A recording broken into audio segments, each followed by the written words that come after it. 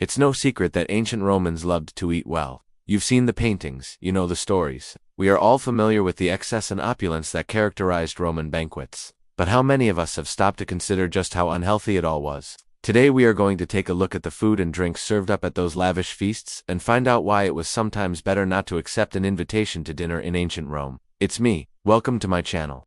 The first thing you should know about Roman cuisine is that they loved their spices. In fact, there was hardly a dish they wouldn't put pepper on. And while we think of pepper today as being something fairly benign, the Roman understanding of this spice was very different. They associated its strong, numbing flavor with virility, masculinity, and even aphrodisiac properties.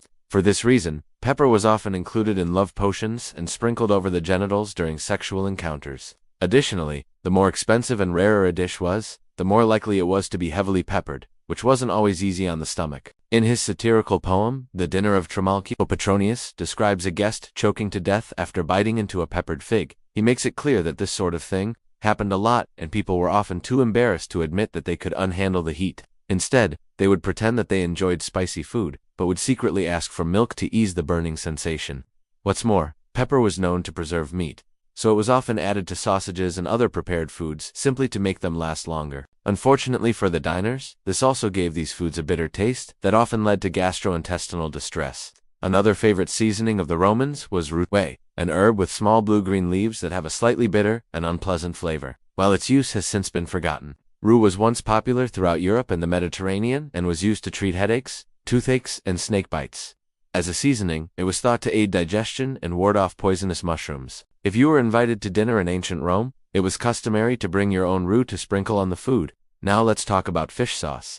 This was a common condiment made by either boiling fish or other seafood and then fermenting it with salt, vinegar, and spices.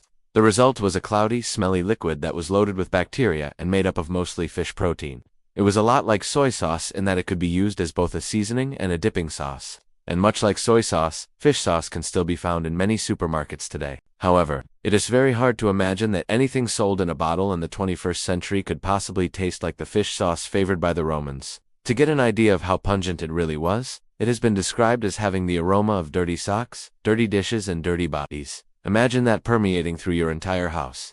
Fish sauce wasn't the only fermented product that the Romans loved to eat. They also had a taste for oysters. In fact, they considered them to be a delicacy. Oysters were commonly served as aphrodisiacs, and wealthy Romans would keep breeding pairs of them in special tanks. As you might imagine, fresh oysters were difficult to come by, and frequently contaminated with dirt and other debris. They were typically washed with vinegar and seawater, and then scraped with a sharp instrument. Once they were opened, the Romans ate them raw, either alone or mixed with other ingredients such as ground pepper or chopped mint. Oysters were also pickled in vinegar or wine, and they could even be preserved in wax. Now, I'm not sure if any of you would be brave enough to try an oyster today, but I can guarantee that eating them in ancient Rome was far from appetizing. We now come to perhaps the most disgusting food item ever consumed by the Romans, and that was the eggs of mussels. These were tiny little things that came in huge clumps, and because they looked like small pebbles, they were very difficult to notice. This made them a particularly dangerous food item because eating them was akin to grinding small stones between your teeth. Needless to say, these weren't exactly nutritious and did a lot of damage to people's teeth. They were also a common cause of choking. So if you were at a banquet in ancient Rome, you definitely wanted to keep an eye on your plate to make sure that you didn't accidentally eat one of these things. You might be wondering what the main courses at these dinners were like, and we can get some clues from Roman cookbooks.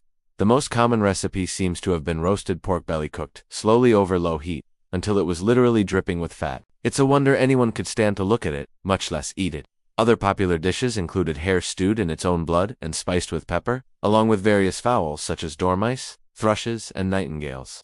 They were often stuffed with sweet spices and nuts before being slowly roasted. Don't forget the sauces. Many recipes called for animal intestines to be boiled and then chopped up and added to sauces. These sauces were typically poured over the meat dishes and were guaranteed to have a slimy texture. There was also a dish called pulse, which consisted of boiled meat and vegetables mixed with stale bread and seasoned with vinegar, pepper, and roux. Not exactly delicious, but it did have some nutritional value.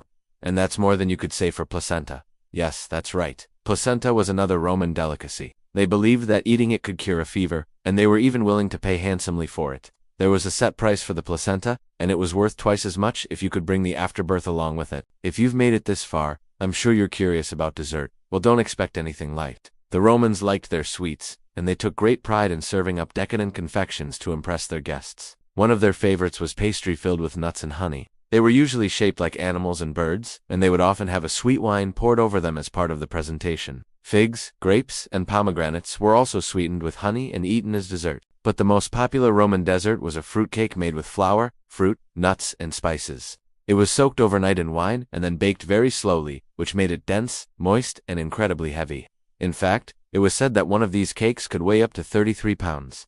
Now, if you survived the food, you still had to contend with the wine. Much like their food, the Romans liked their drinks to be extremely strong. Wine was mixed with vinegar and pepper, and then diluted with water. Herbs and fruit were often added to give it a unique flavor. It was customary to serve wine in a bowl, and when the host poured it for a guest, he would do so from a great height to show off his skill. Needless to say, drinking too much was common, and the Romans became known for their drunken parties. Guests would often become so drunk that they fell asleep right in the middle of the feast, and sometimes people would even die from alcohol poisoning. There were also some drinks that you should avoid at all costs. The first was posca. This was an undiluted vinegar drink that was said to be so acidic that it could dissolve a man's balls. Then there was the milk of Circe, which was made with goat's milk, honey, cheese, mealworms, sawdust, and plaster. It might not sound like a great mix, but the Romans assured us that this was a drink fit for the gods.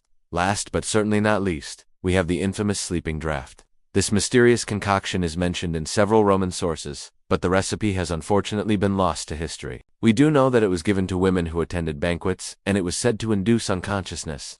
The ingredients may have included opium, lettuce, coriander, hemlock, ivy, laurel, wolfsbane, hellebore, and dry land. Yikes. So if you've made it this far, and you're still hungry, then you should count yourself lucky, because it was probably better not to accept an invitation to dinner in ancient Rome. At least you won't have to worry about gaining a few pounds. Thanks for watching. If you enjoyed this video, please leave a thumbs up and subscribe if you haven't already. I'll see you next time.